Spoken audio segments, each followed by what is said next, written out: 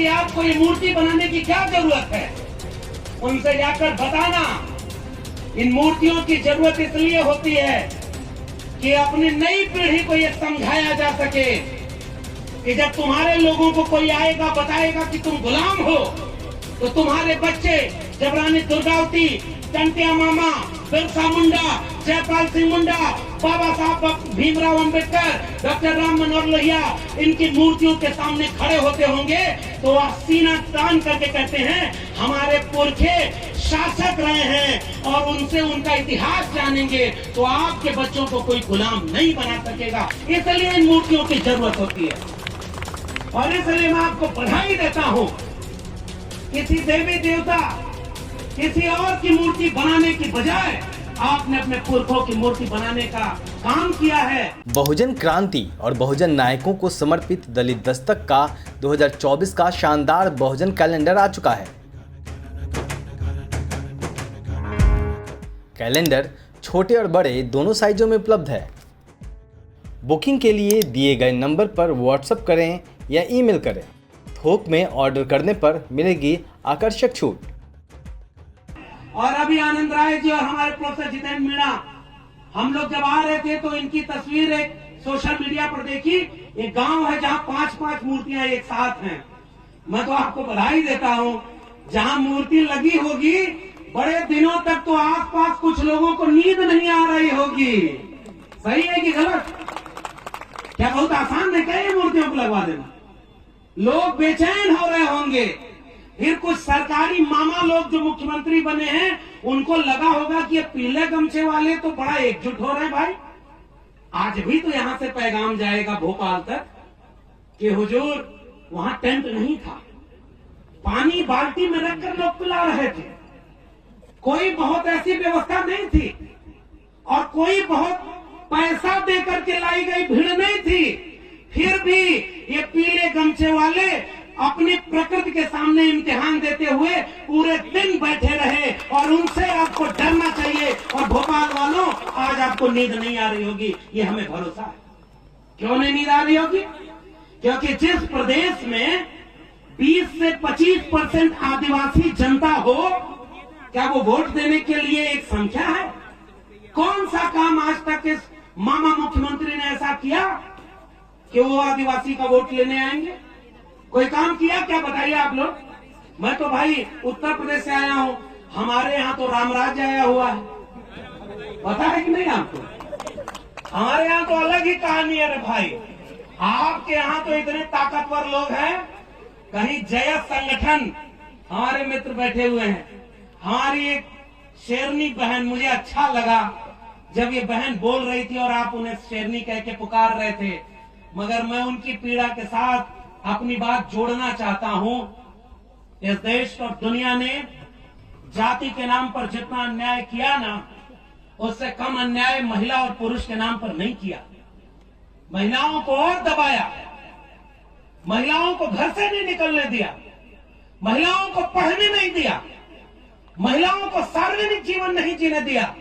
और आज जब आप अपनी एक पुरखा वीरांगना माता दुर्गावती को याद कर रहे हैं और कार्यक्रम में इतनी महिलाएं यहां पर बैठी हुई हैं, तो मैं आपको बधाई देते हुए एक वादा करना चाह रहा हूं। हाथ उठाकर वादा करना, भूखे रहना, प्यासे रहना, एक कपड़ा कम पहनना, लेकिन अपने घर के बेटा बेटियों को और खासकर महिलाओं को शिक्षा जरूर दिलाना, ताकि वो आंख में आंख मिला करके अपने वक्त के तानाशाहों से लड़ सके। और तब जब कोई शिक्षित होता है, जागरूक होता है, तब ये बहन जैसा कोई बोलता है।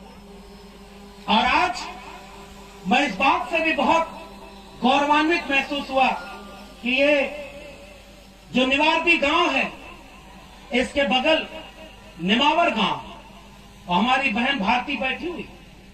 हमने खबरों में पढ़ा कि ये धरती आज भी सोने चांदी पैदा करती है, अनाज पैदा करती है, हीरे जवाहरात पैदा करती है। लेकिन इस देश को कुछ लोगों ने ऐसा जाहिल बना दिया कि इंसान नहीं पैदा कर पाती, और हैवानों जैसा काम इसी नेमावर में हुआ। हम यहां से कड़ी निंदा करते हैं और खबरदार करना चाहते हैं। एक बार तो तुमने कर लिया, और ये जो भारतीय बहन बैठी हुई है, अभी जब बहन ने बताया कि जहां भी अन्याय होता है, जहां भी सामाजिक और सांस्कृतिक कार्यक्रम होता है, ये बहन जिसने अपने परिवार को खोया, ये चाहती तो चुपचाप अवसाद में घर में बैठ जाती, ये टूट जाती, कमजोर पड़ जाती।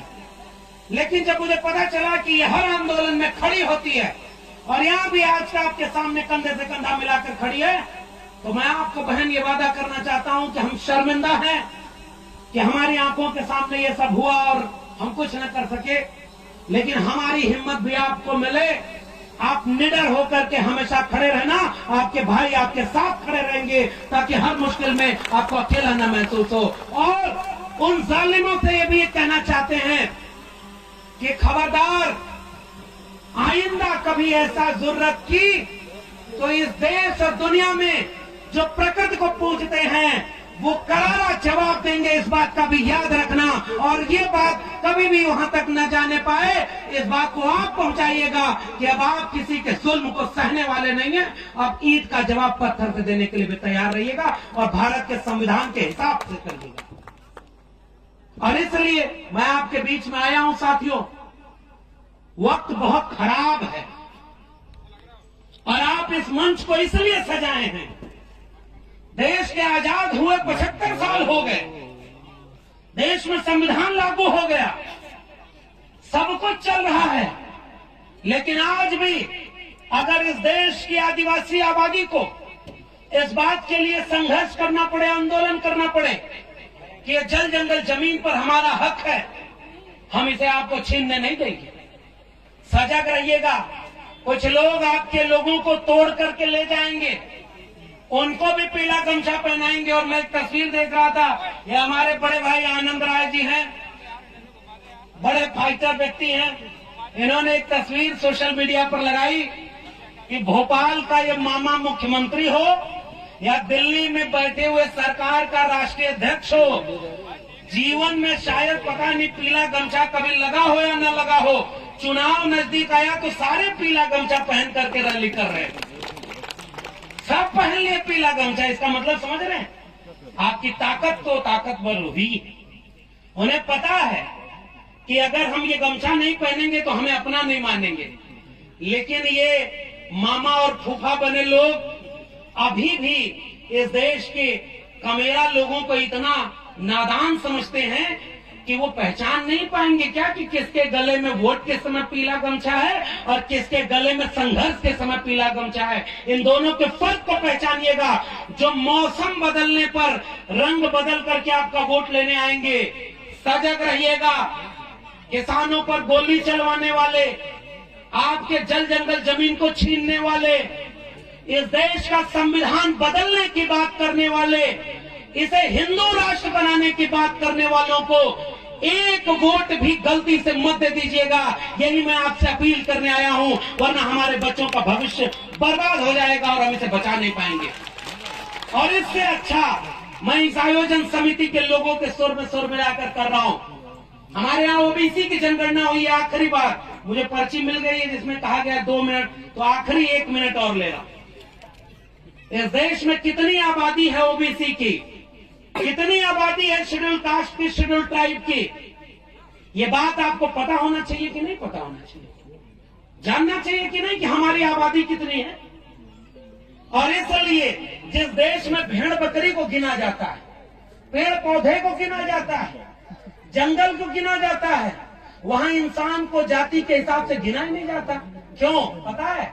बिहार अभी जाति जनगणना करवाया है और जाति जनगणना करवा के बिहार में क्या पता चला पता है? मध्य प्रदेश और महाराष्ट्र के बॉर्डर इलाके में मैं हूं और यहां से आपको एक पैगाम देना चाहता हूं। बिहार ने जब जाति जनगणना कराई तो पता चला कि 85 से 90% वो लोग हैं जो SC ST OBC में बांट दिए गए हैं, जो हाथ से श्रम करके अपनी मेहनत से गुजारा करते हैं, और 10% केवल वो लोग हैं जो परजीवी हैं, हमारी मेहनत के ऊपर परजीवी बन के गुजारा कर रहे हैं। केवल 10% है। अब असली खेल क्या समझ में आया?